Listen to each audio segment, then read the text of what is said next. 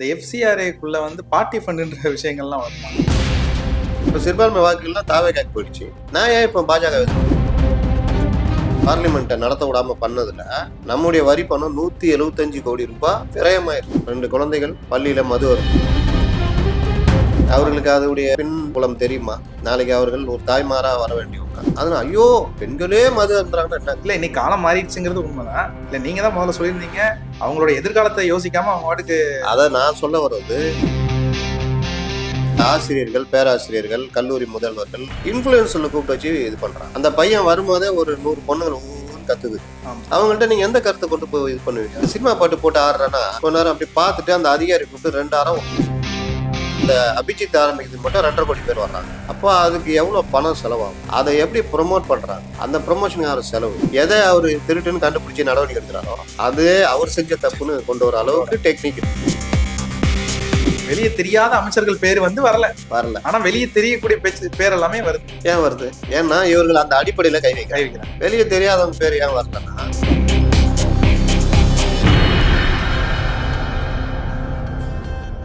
இந்த எஃப்சிஆர்ஏக்குள்ள வந்து பார்ட்டி ஃபண்டுன்ற விஷயங்கள்லாம் வருமா? பார்ட்டி ஃபண்ட் எப்படி வரும்னா, இப்போ கட்சி நடத்துறேன், எனக்கு வெளிநாட்டுல இருந்து பணம் வருது, அரசியல் ரீதியா எனக்கு வருது, அதை வாங்கி நான் அரசியலுக்கு செலவு பண்ணா ஒன்றும் பிரச்சனை இல்லை. நம்ம சட்டமன்றத்திலே பார்த்தீங்கன்னா இந்த கூட்ட நிகழ்ச்சியில அமைச்சர் ஆதவ் வந்து கேட்டிருப்பாரு, இந்த மாதிரி உங்க அப்பா வந்து இவ்வளவு கோடி ரூபாய் வாங்கியிருக்கிறாரு அப்படின்னு சொல்லிட்டு அமௌண்ட் சொல்லியிருப்பாங்க.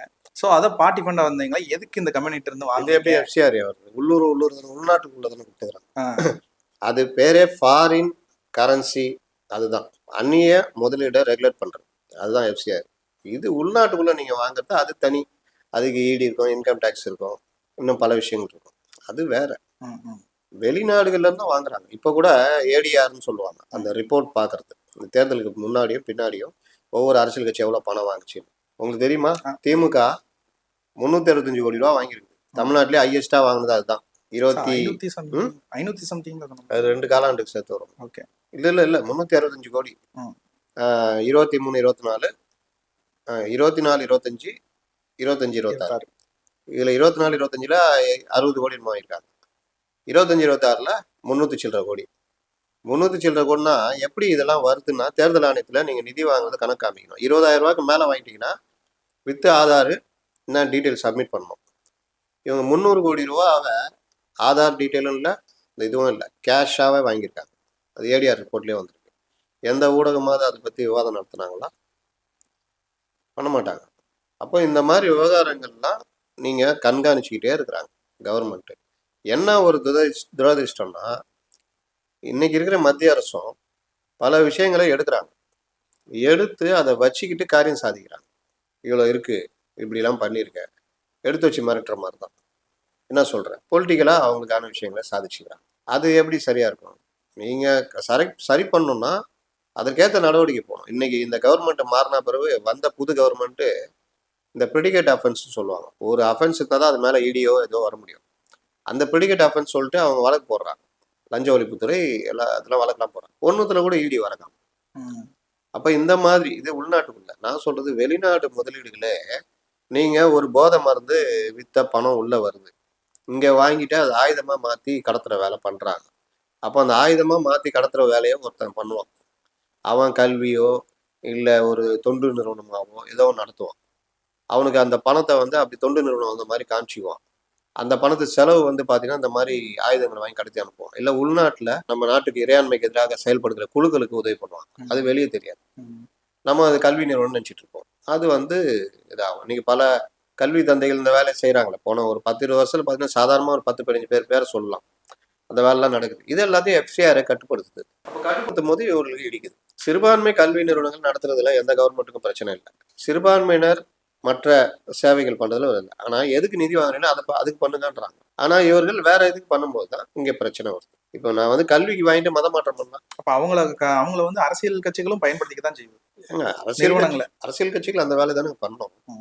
நீங்க பாஜக எதிர்ப்புன்றது டிஎம்கேக்கு என்ன காரணம்? சிறுபான்மை வாக்குகள் வாங்குது. இப்ப சிறுபான்மை வாக்குகள்லாம் தாவேக்காக்கு போயிடுச்சு. நான் ஏன் இப்போ பாஜக எதிர்க்கணும்? இன்னொன்று எனக்கும் சில பிரச்சனைகள் இருக்குது. நான் பாஜகவோட அப்படியே போறேன். இப்ப எங்க போச்சு? ஊரே எதிர்த்தாலும் நாங்க விட மாட்டோம், எதிர்ப்போம்னு சொன்ன ஆட்கள் இன்னைக்கு எங்க போனாங்க? இந்த கவர்னர் டீ பார்ட்டி கலந்துக்கவே மாட்டேன்னு சொன்னவங்க இன்னைக்கு அங்க டீ பார்ட்டில போய் கலந்துக்கிறாங்கல்ல. இந்தியா கூட்டணியில் காங்கிரஸ் கூட தான் எங்களுக்கு வெறுப்பு, இந்தியா கூட்டணியில் இல்லைன்னாங்க. ஆனால் அங்கே போகிறாங்கல்ல. அப்போ இவங்க உடைச்சா மண் குடம், மற்றவங்க உடைச்சா பொன் குடம். இப்போ இவர் கவர்னர் பார்ட்டிக்கு போவார், சிஎம், அதுக்கு பிஜேபியோட தொடர்பு பண்ணுவாங்க. இது ஒரு புரோட்டோகால். கவர்னர் சுதந்திர தினத்தை வச்சு ஒரு டீ பார்ட்டி வைப்பார், எல்லாம் கலந்துக்குவாங்க. இது போனாலே தப்புன்ற மாதிரி உருவாக்குனாங்க. இதை உருவாக்குறது யாரு? இந்த இடதுசாரிகள், காங்கிரஸ், இவர்கள் இந்த சம்மந்தி சண்டை மாதிரி தான் இருப்பாங்க. இவர்களால எந்த ஆக்கப்பூர்வமான இதுவும் நடக்காது. இன்னைக்கு பாத்தீங்கன்னா 175 கோடி ரூபா லாஸ். இதுல பார்லிமெண்ட்டை நடத்த விடாம பண்ணதுல நம்முடைய வரி பணம் 175 கோடி ரூபாய் லாஸ். எந்த வித இது இல்லாம விரயமாயிருக்கு. எத்தனையோ நாட்கள் நடத்த விடாம 78 நாள் 80 நாள் நடத்த விடாம பண்ணியிருக்காங்க. ஆனா இவர்கள் தான் பேசுறாங்க, எம்பிக்கள் எண்ணிக்கை அதிகம் வச்சுட்டா நாங்க பேசுறதுக்கு வாய்ப்பு கிடைக்காது அப்படின்றாங்க. இப்படி வெளிநாடு போனா எப்படி போய் நீங்க பேச வாய்ப்பு கிடைச்சா பேச பேச மாட்டேன். மாட்டேன். சம்சா கட்லெட்டை நோக்கி தானே ஓடுறீங்க. அப்புறம் உங்களுக்கு 400 இருந்தானா 800 இருந்தாரு. அதனால தப்பா தகவல் சொல்றது. இன்னொன்னு என்னன்னா, அரசியல் கட்சிகள் எதுக்கு பயன்படுறாங்கன்னா, இளைஞர்கள் மத்தியில, பொதுமக்கள் மத்தியில தவறான பிரச்சாரத்தை கொண்டு போறது. ஒரு விஷயத்த அப்படியே மடமாடி விட்டுறது, பொய்யா சொல்லி விட்டுறது. விட்ட உடனே ஜனங்களும் அது டக்குன்னு முதல்ல அதுதான் இது ஏறும். அப்புறம் நீங்க என்ன உண்மை சொன்னாலும் அவ்வளவு சீக்கிரம் யாராது. இல்லாட்டி உண்மை சொல்றவனுக்கு நோக்கம் கற்பிச்சிட்டா இன்னும் ஈஸியா போயிடும். சார் அதுதான் முதலே நான் கேட்டேன். ஏன்னா இந்த ஜென்சிகள் போராட்டம்னு ஒரு விஷயத்தை எடுக்கிறாங்க, அதை தூண்டி விடுறதே இன்னொரு ஆட்களா இருக்காங்கன்னு வச்சுக்கும்போது அவங்க எதையுமே ஆராயாம நானும் போராட்டத்துல இருக்கேன்ற மாதிரி இறங்குறாங்களே, அது சரியா கணிச்சு இறங்க மாட்டேன்றாங்க. ஜென்சி போராட்டம் ரொம்ப சிம்பிளுங்க. ஜென்சின்றது நான் ஏற்கனவே பல தடவை சொல்லியிருக்கேன். அது ஒரு கான்செப்ட், இளைஞர்கள் அவ்வளவுதான். இப்போ ஜென்சி, அப்புறம் ஆல்பா, முன்னாடி வேற மில்லேனியம், அதுக்கு முன்னாடி பூமர், இந்த மாதிரி ஒவ்வொரு காலகட்டத்தில் பேர் வைக்கிறாங்க. மற்றபடி இளைஞர் கூட்டம் தான் நம்ம கணக்கு எடுத்துக்கணும். அப்போ அண்ணாக்கு பின்னாடி ஒவ்வொருத்தர் காலகட்டத்தில் ஒவ்வொருத்தர் பின்னாடி இருந்திருக்காங்க. இன்னைக்கு எல்லாரும் பின்னாடி இருக்காங்க. அப்போ அந்த கூட்டம் அவர்கள் எப்போதுமே நீங்க ஒரு மோட்டர் பைக் ஓட்டுறதுக்கும் நான் ஒரு மோட்டர் பைக் ஓட்டுறதுக்கும் சின்ன பையன் புதுசா ஓட்டுறது வித்தியாசம் இருக்கு. 3 பேர் ஏறிட்டு ஓட்டுவான். அவன் ஆக்சிடென்ட் ஆகிறத பத்தி கவலைப்பட மாட்டான். இன்னொன்னு, அவன் கீழே விழுந்தா சீக்கிரத்துல அடிபடுறதுன்றது உடல்வாகு இதாகும், எலும்புலாம் அவ்வளவு சீக்கிரம் உடையாது. அந்த இயற்கையாகவே இளம் வயசுன்றது. ஆனாலும் அவர்கள் அந்த இதை அறியாம ஓட்டி ரொம்ப பேர் விபத்துல இறந்து போறதை பாக்குறோம். ஏன்னா மூளையில விட முன்பகுதி தான் வேலை செய்யும் குறிப்பிட்ட வயசு வரைக்கும். 35 வயசுக்கு மேலதான் இடைப்பட்ட பகுதின்னு ஒரு நிதானத்துக்கு வருவோம். அப்போ இன்னைக்கு இருக்கிற இளைஞர் கூட்டம் நிதானம் இல்லாமல் தான் இருக்கும். 2 குழந்தைகள் பள்ளியில மது அருந்தது. அவர்களுக்கு அதனுடைய பின்புலம் தெரியுமா? நாளைக்கு அவர்கள் ஒரு தாய்மாரா வர வேண்டியவங்க. அப்ப அவர்களுடைய குழந்தைகள் மது அருந்தி நாசமான அவங்க அது ஏத்துக்குவாங்களா? ஆனா இன்னைக்கு இது தொடருது சார். எல்லா ஆட்சி காலங்கள்லயும் இந்த மாதிரி. ஆமா, பள்ளியில மது அடிக்கிறது, அது பெண்கள் குழுவா எத்தனை சேர்ந்து பள்ளிங்க இருக்கு? 60,000 பள்ளிட்டு இருக்குமா? கண்டிப்பா எத்தனை பள்ளியில இது நடக்குது? தோராயமா 1, தான். 2. தோராயமா. அதை ஏங்க பொதுமைப்படுத்துறீங்க? எல்லாத்துலயும் எல்லாம் இருக்கும். அது தெரிஞ்சதுக்கு வீடியோ இதுதானே வந்திருக்கு. எல்லாத்துலயும் எல்லாம் இருக்கும். ஐயா ராமதாஸ் மது விலக்கு எதிரான இது நடத்துறாரு. நம்ம இதுல ஈசிஆர் அந்த ரோட்ல மரகாணத்துல மதுவுக்கு எதிராக. அங்க 4 பேர் மது அருந்திருந்தான். அதை வச்சுட்டு அந்த பாமகவே நீங்க கடை போடுவீங்களா? இது எல்லா இடத்துலயும் நடக்கும். வயது வந்தவங்க, பெண்களுக்கு வயது எதிரான வந்தவங்க, குற்றத்தடுப்பு, பெண்கள் அப்படின்ற ஒரு வேறுபாடு. அந்த பார்வை ஏன் அடிக்கூடாது? நான் கேக்குறேன், சொல்லுங்க. அது கண்டிப்பா நீங்க தான் மது யார் கருப்பு மது யார் இருந்தாலும் தவறுதான். அதனால ஐயோ பெண்களே மது அருந்துறாங்கன்னா என்ன கணக்கு? இல்ல இன்னைக்கு காலம் மாறிடுச்சுங்கிறது உண்மைதான். இல்ல நீங்க தான் முதல்ல சொல்லியிருந்தீங்க அவங்களோட எதிர்காலத்தை யோசிக்காம அவங்க வாட்டுக்கு. அதை நான் சொல்ல வர்றது, இன்றைய மாணவ பருவம் அதனுடைய தீமைகள் அவர்களுக்கு புரியலன்ற. நானும் அதுலதான் உடன்படுறேன். நான் ஐயோ ஸ்கூல்ல பொண்ணுங்களே அடிக்குதுங்க நான் சொல்லல. இந்த பருவம், அந்த இளம் பருவம், அவர்கள் வருங்காலத்துல தாய்மார்கள். கண்டிப்பா. அப்போ அவர்களுக்கு அந்த பாதிப்பு அப்போ தெரியுது, இப்ப தெரியல. அதை தான் நான் குறிப்பிடுறேன். இளம் பருவத்தினர் எப்படி இருக்காங்கன்றதுக்கு, நம்ம வாழ்க்கை வாழ்றதுக்கு நம்ம எப்படி வேணா இருக்கலாம் அப்படின்றது. அதை ஒரு பொண்ணுல வீடியோ எடுத்து போடுது. இப்போ அந்த ஹெட்மிஸ்ஸை கேட்குறாங்க. அப்போ ஹெட்மிஸ்ஸஸ் ஏன் நடவடிக்கை எடுக்கிறாங்க? இன்னைக்கு பார்த்தீங்கன்னா, முன்னெல்லாம் கல்லூரி விழாக்கள், பள்ளி விழாக்கள்னா ஒரு நல்ல கருத்து பேசுறவங்களை கூப்பிட்டு அந்த மாதிரி கருத்துக்கள் கேட்கும்போது தான் அது உள்ளுக்குள்ள ஏறிக்கும், ஒருத்தருடைய கேரக்டரை மாற்றும். ஆனால் இன்னைக்கு இந்த ஆசிரியர்கள், பேராசிரியர்கள், கல்லூரி முதல்வர்கள், இந்த பள்ளி பிரின்சிபல் எல்லாருமே இன்ஃப்ளூயன்ஸில் கூப்பிட்டு வச்சு இது பண்றாங்க. அந்த பையன் வரும்போதே ஒரு 100 பொண்ணுகள் ஒவ்வொன்று கத்துதுங்க. அவங்கள்ட்ட நீங்க எந்த கருத்தை கொண்டு போய் இது பண்ணுவீங்க? அவனுடைய வீடியோ உள்ள போய் பார்த்தீங்கன்னா அவன் பீர் பாட்டில பல்லால கடிச்சு எப்படி ஓப்பன் பண்ணலாம் சொல்லியிருப்பான். அப்போ அதை பார்க்குற அந்த குழந்தைகள் மனசு என்ன ஆகும்? அப்போ இது யார் தடுக்கணும்? தடுக்க வேண்டிய இடத்துல இருக்கிறவங்க உங்களுடைய கல்லூரி விழாவுக்கும் பள்ளி விழாவுக்கும் யாரை கூப்பிடுறீங்க? அப்போ தப்பு எங்க ஆரம்பிக்குது? நம்முடைய கல்வி முறைகள்ல இதை அமல்படுத்துறது இல்லை. இது எங்க பள்ளி கல்வி அதிகாரி, உயர்கல்வி அதிகாரி அந்த ஃபங்க்ஷன்ல கலந்துக்குவார். அவரும் ஈன்னு பல்ல காமிச்சிட்டு இருப்பாரு, இல்லை செல்ஃபி எடுத்துக்குவார். அப்ப இந்த மனப்பான்மை இப்ப இளைஞர்கள் சொல்லுவீங்களா, அவங்க சொல்லுவீங்களா? இது ஒரு வகையான மனநிலையாக மாறிக்கிட்டு வருது. இது எல்லாத்துலயுமே மாற்றம் கொண்டு வரணும்னா அரசு அதுல ரொம்ப கவனம் செலுத்தணும். பள்ளி கல்வித்துறை அமைச்சர், உயர்கல்வித்துறை அமைச்சரே பாட்டுக்கு குத்தாட்டம் போட்டுட்டு இருக்காரு. கேட்டா நான் கொஞ்ச நேரம் தான் ஆடினேன்னு. அது எப்படி சரியா இருக்கும்? நீங்க ஒரு ஒரு தேசப்பாடல இல்ல வேற ஏதாவது அந்த அந்த ஏரியால அந்த மக்கள் குறும்பரின மக்கள் ஆடுறாங்க, அவங்க கூட ஆடுறேன்னா அது வேற. பாட்டு சினிமா பாட்டு போட்டு ஆடுறேன்னா நீ எப்படி முதல்ல அந்த அப்படி கொஞ்ச நேரம் அப்படி பார்த்துட்டு அந்த அதிகாரி கூப்பிட்டு 2 அறை விடணும். என்ன நினைச்சிட்டு இருக்கிற? அதுவும் நான் கலந்துரை விளையாண்டு இந்த மாதிரி பண்ணிட்டு இருக்கிறேன் அப்படின்னு இது பண்ணணும். அது அந்த இடத்துல மிஸ் ஆகுது. நீங்க சினிமா பாட்டுக்கு ஆடக்கூடாதுன்னு சொல்ல வரல. அது மேடையில அந்த மாணவர்கள் ஆடிக்கலாம், அவங்களுடைய கலை திறமையை வெளிப்படுத்துறதுக்கு ஏதாவது பண்ணிக்கலாம். ஆனால் இந்த அமைச்சர் போட்டுக்கிட்டு அமைச்சரும் சேர்ந்து ஆடுறது எப்படி? அப்ப அவர் எதை அந்த அந்த மாணவர்களுக்கு சொல்ல வர்றாரு அப்படின்றது தான். ஒவ்வொன்றுக்குமே செக்ரிகேட் பண்ணுவாங்க, வித்தியாசம் இருக்குது. இதுக்கு ஏன் நான் சொல்றேன்னா, இளைஞர்கள் அவ்வளோ ஷார்ப்பானவங்க. அவங்க எப்படியும் அவங்கள திருப்பலாம்.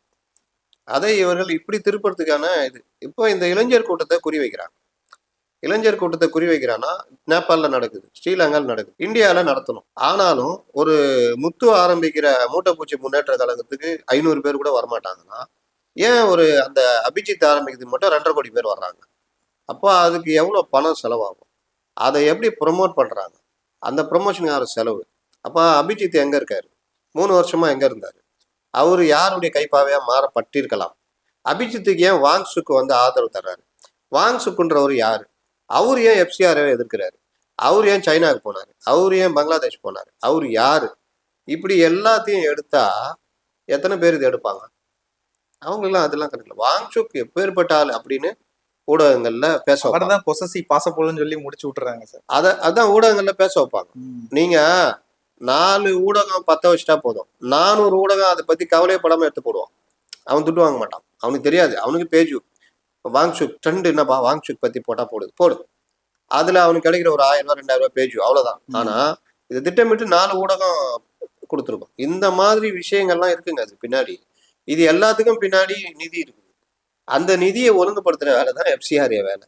அப்ப அதை ஒழுங்குபடுத்துறது எதிர்க்கிறாங்கன்னா அதனால பாதிக்கப்பட்டவங்களை தான் எதிர்ப்பாங்க. கண்டிப்பா சார். இப்போ நீங்க நிதின்னு சொன்ன உடனே எனக்கு டக்குன்னு அமைச்சர் மரிய வில்சன் ஞாபகத்துக்கு வந்தாரு. ஸோ அப்போ அவ மரிய வில்சனாக இருக்கட்டும், இன்னும் ஒரு சில அமைச்சர்கள்லாம் இருக்கிறாங்க. இந்த இடைத்தேர்தலுக்கு அப்புறம், இடைத்தேர்தல் நடந்து முடிஞ்சதுக்கு அப்புறமோ இல்லை அதுக்கு முன்னாடியோ ஏதோ அமைச்சரவை மாற்றம் இருக்கு அப்படின்ற மாதிரி பேச்சுவார்த்தைகள்லாம் போய்கிட்டு இருக்கு சார். இது எந்த அளவுக்கு உண்மை அப்படிங்கிறது நான் சொன்ன அதே தாங்க. தமிழ்நாட்டுல ஒரு மோசமான நிலைமை எல்லா காலத்துலயுமே உண்டு. இது சமூக ஊடக காலம், ட்விட்டரு, இன்ஸ்டா அந்த மாதிரி காலம். இதுல ஒரு குறிப்பிட்ட பத்திரிகைகள் அந்த காலத்துல இருந்தே அவர்கள் ஆதிக்கம். பொதுவாக நடுநிலையா இருந்தாங்க. ஒரு கட்டத்துக்கு மேல எந்த கவர்மெண்ட்டோ அந்த கவர்மெண்ட். அதுலயும் இப்போ எப்படின்னா, எந்த கவர்மெண்ட்டோ அதுல இருக்கிற சில பேர் அவர்கள் அந்த கவர்மெண்ட்ல இருக்கிறவர்கள் எதிராக செய்தியை போட வைப்பது, இதெல்லாம் கூட நடக்குது. அப்போ இந்த இன்ஃபுளுசர் சில பேர் சொன்னல, அவர்களுக்கு சுய அறிவோ அரசியல் அறிவோ இல்லை. அவர்கள் எதை எடுத்து ப்ரொமோட் பண்றாங்கன்னா இதுவும் ஒரு வகையான இது இருக்கும்னு நினைக்கிறேன். ஆனா வெளியில எனக்கு தெரியல. அந்த பத்திரிகையில வந்திருக்கு, இந்த பத்திரிகையில அதை வச்சுக்கிட்டு ரிவ்யூ பண்றாங்க. இவர்கள் மூலமாக ரிவ்யூ பண்ண வைக்கப்படுது. அப்ப இதுக்கு பின்னாடிலாம் பெரிய நிதி உலாத்துது. இதுல இவர் சரியே இல்லை. கீர்த்தனா அங்க பாரு போய் டான்ஸ் ஆடினாங்க. உயர்கல்வித்துறை அமைச்சர் டான்ஸ் ஆனதுக்கும் கீர்த்தனா டான்ஸ் ஆனதுக்கும் வித்தியாசம் இருக்குது. கீர்த்தனா பள்ளி மாணவிகள் ஆடிட்டு இருக்கும்போது அவங்க கூப்பிட்டுறாங்க, மேடையில் அவங்களோட ஆடுறாங்க. அது அந்த குழந்தைகளை என்கரேஜ் பண்றது. இவர் ஆடினது சினிமா பாட்டுக்கு குத்தாட்டம். ஸ்டாலின் போய் குறும்பர்களோட ஆடினது அது வேற. பிரதமர் மோடி நேபாளமா எங்கேயா போய் அங்க மோளம் அடிக்குது, அது வேற. கலாச்சாரத்தோட இது எல்லாத்துக்கும் வித்தியாசம் இருக்கு. இது எல்லாத்தையும் ஒண்ணுன்னு வைக்கவே முடியாது. கண்டிப்பா. அது மாதிரிதான் இந்த மாதிரி விஷயங்கள்ல இப்ப கீர்த்தனாக்கு எதிராக ஒரு பிரச்சாரம். உயர்கல்வி இது நம்ம அறநிலைத்துறை அமைச்சர் அவர் வந்த உடனே நடவடிக்கை எடுக்கிறார். அவருக்கு எதிரான ஒரு பெரிய பிரச்சாரம். எதை அவர் திருட்டுன்னு கண்டுபிடிச்சு நடவடிக்கை எடுக்கிறாரோ அதே அவர் செஞ்ச தப்புன்னு கொண்டு வர அளவுக்கு டெக்னிக் இருக்குது, பேச வைக்கிறாங்க.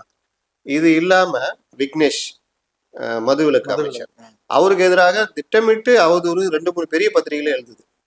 அவருக்கே காசு வாங்குறாரு, இவங்க மாதிரி காசு வாங்க தெரியுமா, செட்டிங் போட்டாரு, அது இதுன்னு நாளைக்கு 20 லட்ச ரூபா அப்படின்ற மாதிரிலாம் எழுதுறாங்க. அப்போ இது எல்லாமே என்ன, இது எல்லாத்தையும் எழுதிட்டு முதல்வர் கடும் அப்செட்டில் இருக்கிறார், இவர்கள் மீது கடும் அப்செட்டில் இருக்கிறார், கூடிய விரைவில் இது இதை போட்ட உடனே நான் சொன்னேன்ல இந்த ட்ரெண்டுன்னு சுத்திட்டு இருக்கிற பார்ட்டிங்க அதுங்க எடுத்துக்கிட்டு 6 பேர் காலி போடு, 21,000 போயிடுச்சுரா போடு. அடுத்து இவர் தான் குறிவைக்கப்படுகிறாரா அப்படின்னு போடு.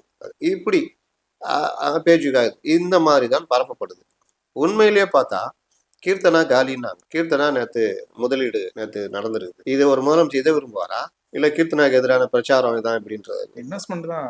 அறநிலைத்துறை அவரே சொல்லிட்டு இருக்காரு, சபாநாயகர்கிட்டயே ஒரு வேண்டுகோள் வச்சிருக்காரு, அவருக்கு பேசுறதுக்கு ஸ்பேஸ் கொடுங்க, ஏதாவதுன்னா ஸ்பேஸ் கொடுங்க. இந்த மாதிரி ஒவ்வொரு விஷயத்துலையுமே ஒவ்வொருத்தர் மேலேயும் அவருக்கு நல்ல மதிப்பு இருக்கு.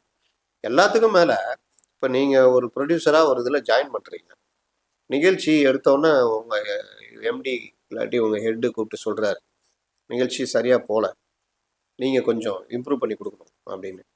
அடுத்த மாசமே ஒரு 1,00,000 வரணும் எனக்கு ஒரு வீடியோ அப்படின்னு சொல்றாரு வச்சுங்க. நீங்க மெனக்கெட்டுறீங்க, ஒரு 20,000 25,000 வந்துட்டு இருக்கு. கூப்பிட்டு என்ன பண்ற, என்னையா பண்ற வேலை, 1,00,000 நான் சொன்னேன் வரவே இல்லை அப்படின்னு ஒரு மாசத்துல கேட்டா, எங்கேயோ நீங்க இழுத்து கொண்டு போய் விட்டுட்டீங்க. அந்த எண்டுல இருந்து இழுத்து 0 கொண்டு வரணும். 0ல இருந்து 1 2 3ன்னு போகணும். இவர் என்ன சொல்றாரு, 0ல இருந்து அங்க எந்த எண்டுல மைனஸ்ல போனதை இங்க கொண்டு வந்துறாரு. அதற்கு கால அவகாசம் வேணும். அந்த ஸ்பேஸ் கொடுக்காம யாரையுமே நீங்க பண்ண முடியாது. ஒரு அமைச்சர் ஸ்பேஸ் 6 மாசமாவது வேணும். கண்டிப்பா. அறநிலைத்துறை அமைச்சர் தெரியுது, பால்வளத்துறை அமைச்சர் யாரு? நாமக்கல். யாரு பேரு? ராஜேஸ்வரி. பாத்தீங்களா, நீங்களே தடுமாறு. விஜயலட்சுமி. Sorry sir. அப்போ அறநிலைத்துறை அமைச்சர்னா ரமேஷ்ன்றோம், இதுனா விக்னேஷ். ஏன் விஜயலட்சுமி ஏன் வர மாட்டேங்கிறாங்க? ஏன்னா அவர்கள் அதுல செயல்பாடு, பத்திரிகையாளர்ல பாக்குறது, நாங்க இதை பண்ணிருக்கோம் அதை பண்ணிருக்கோம். இன்னைக்கும் அந்த துறை அப்படியே உக்காந்துட்டு இருக்கு. நான் சும்மா பேசினாலே 10 தகவல் கமெண்ட்ஸ்ல போடுறாங்க, எந்த அளவுக்கு மோசமாகிட்டு போகுது ஆவின்றது. அப்போ இதெல்லாம் செயல்படாத ஆளுக்கு சரி, அவங்களுக்கு சில பேருக்கு, அதாவது வாழைமட்டை, கறிக்கட்டை, கற்பூரம், கேஸ் நான் சேர்த்துக்கிறேன். வாழைமட்டைக்கு என்ன பற்ற வச்சாலும் பத்தாது, கறிக்கட்டை பற்ற வச்சு ஊதுனா பத்திக்கும், கற்பூரம் கொண்டு போய் வச்சாலும் பத்திக்கும், கேஸு அப்படி தூரத்துக்கு காமிச்சாலும் புக்குன்னு அடிக்கும். அப்போ இந்த மாதிரி ஐக்கியூவில் ஒவ்வொருத்தருக்கும் ஒவ்வொரு செயல்பாட்டில் இருக்கும். இதில் வாழைமட்டையை நீங்கள் ஒன்றுமே பண்ண முடியாது. அது ஒரு 6 மாதம் டைம் கொடுத்து வேலைன்னா 4 மாதத்துல கூட அமுச்சு விட்டுறலாம். அதனால நீங்க இப்போ நான் உங்களை ஒரு 10 அமைச்சர் பேர் சொன்னா நீங்க 5 பேர் சொல்லுவீங்க. கண்டிப்பா. அதுக்கப்புறம் உங்களால சொல்ல முடியாது. நான் ஒரு ரொம்ப நுணுகி ஒரு 10 பேர் சொல்லுவேன், அவ்வளவுதான். ஏன்னா மற்றவர்கள் எங்க இருக்காங்கன்னே தெரியல. இந்த மாதிரி ஆட்கள்ல தான் உங்களுக்கு யாரை பத்தியாவது இவங்கெல்லாம் மோசம், இந்த 6 பேரை நீக்கிறேன்னு எங்க வருதா? வெளியே தெரியாத அமைச்சர்கள் பேர் வரல. ஆனா வெளியே தெரியக்கூடிய பேர் எல்லாமே வருது. ஏன் வருது? ஏன்னா இவர்கள் அந்த அடிப்படையில கை வைக்கிறாங்க. அதனால அவங்க பேர் வருது. வெளியே தெரியாதவங்க பேர் ஏன் வரலன்னா அவர்களால யாருக்கும் பிரச்சனையே இல்லை. இந்த இருக்கிற கூட்டத்துல கண்ணுக்கு தெரியாம இருந்துட்டு போனோம், இந்த சாட்டை பருப்பு வெறுப்பேற்றத்துல இதுவும் கடுப்பேற்றுற இடத்துல கம்முன்னு இருந்தா வாழ்க்கை ஜம்முன்னு போவோம். அப்படி சில பேர் விஜயுடைய அந்த வசனத்தை எடுத்துட்டு அமைச்சர் இருக்காங்க. ஆனா வாழ்க்கை ஜம்முன்னு போகாது, கம்முன்னு போயிடும். நிறைய விஷயங்கள் பேசியிருக்கோம். முக்கியமா இன்னைக்கு சுதந்திர தினம் கூட ஏகப்பட்ட விஷயங்களை சப்ஜெக்டுக்குள்ள நம்ம பேசல. ஆனா தேவையான விஷயம் பேசியிருக்கோம். அது நேயர்கள் முடிவு பண்ணிக்கிட்டோம். கண்டிப்பா இதுக்கு ஆதரவு இருந்துச்சுன்னா நல்ல விஷயங்களை எடுத்து பேசுறது. கண்டிப்பா பொதுவான விஷயங்களையும் தொடர்ந்து பேசுவோம், கொண்டு வந்து கனெக்ட் பண்ணியிருக்கோம். கண்டிப்பா. சரி சார், நிகழ்ச்சிக்கு வந்தமைக்கு மிக்க நன்றி.